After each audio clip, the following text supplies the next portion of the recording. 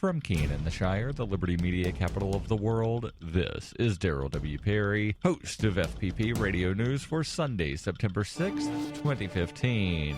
Silver is trading at $14.58 per ounce. Gold is valued at $1,122 per ounce. And according to BitcoinAverage.com, the average price of Bitcoin is $241. Antiwar.com reports drone strikes in Afghanistan are regularly carried out by the Pentagon, but officials on Friday revealed that international partners are present and make kill decisions on whether or not to attack certain targets, with Sweden and Germany explicitly named as being involved in deciding when to launch some strikes. According to officials, there is a roundtable discussion during which drone surveillance footage is shown and the various nations' representatives are asked to raise their hands if they oppose the strike. This is meant to limit the risk of civilian deaths in the strikes. It could set the stage for a huge constitutional crisis in Germany, as the nation is explicitly forbidden since World War II from carrying out offensive military operations. Indeed, the German military was already facing lawsuits from human rights groups, even on allegations of being involved in an indirect support role for the drone strikes. Direct kill decisions would be a much bigger issue. Officials described the roundtable as giving thumbs up or thumbs down like gladiators in a stadium, and confirming it made several nations uncomfortable, particularly the Germans. They also said of that targeting process that a lot of NATO officials are pretty upset by it. Germany's involvement in the Afghan war has been extremely controversial, and the military had mostly tried to limit themselves to support and peacekeeping roles. The time when civilian casualties have resulted have sparked significant backlash in the nation. For over 35 years, Robertson Roberts has been a trusted source for buying and selling your investment-grade precious metals. They also take Bitcoin for precious metal purchases and permanently removed the minimum purchase order for all orders paid in the digital currency. Call Robertson Roberts today for knowledgeable advice on investing and a forward-thinking approach to new technologies. 850-478-5270 or online at rrbi.co.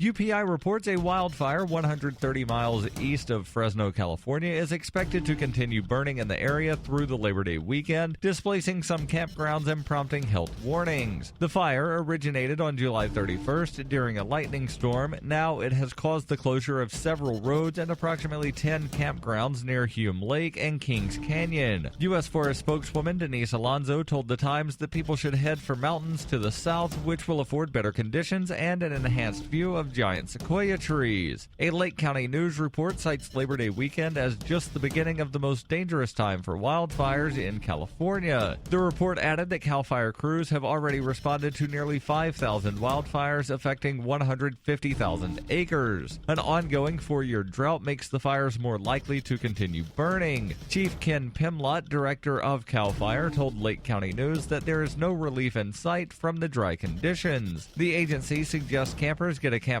permit and ensure all campfires are fully extinguished, and the agency advises drivers to never pull over in dry grass and to ensure chains are not dragging on the ground when towing another vehicle.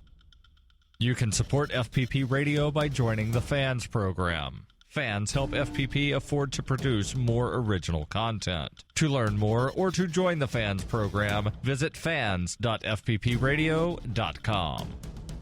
Reuters reports Connecticut prosecutors asked the state Supreme Court on Friday to reconsider its recent decision on a narrow vote to end the state's death penalty, according to a clerk for the state Supreme Court. Prosecutors late Friday filed a motion asking the justices to allow them to re-argue the case, in which justices called the death penalty cruel and unusual punishment and concluded that it no longer comports with contemporary standards of decency. The ruling, on a 4-3 vote, added Connecticut to the growing list of states backing away from the death penalty, including Nebraska and Maryland most recently. Prosecutors on Friday also asked the court to strike from the record a concurring opinion about racial bias in capital cases they said was barred as merely advisory. Prosecutors want to present new arguments in response to the majority opinions, including the rarity of executions in Connecticut, the delay on imposing death sentences, and the danger of executing the innocent. 3 justices had accused the majority in powerfully worded dissents of cherry-picking facts to reach their decision.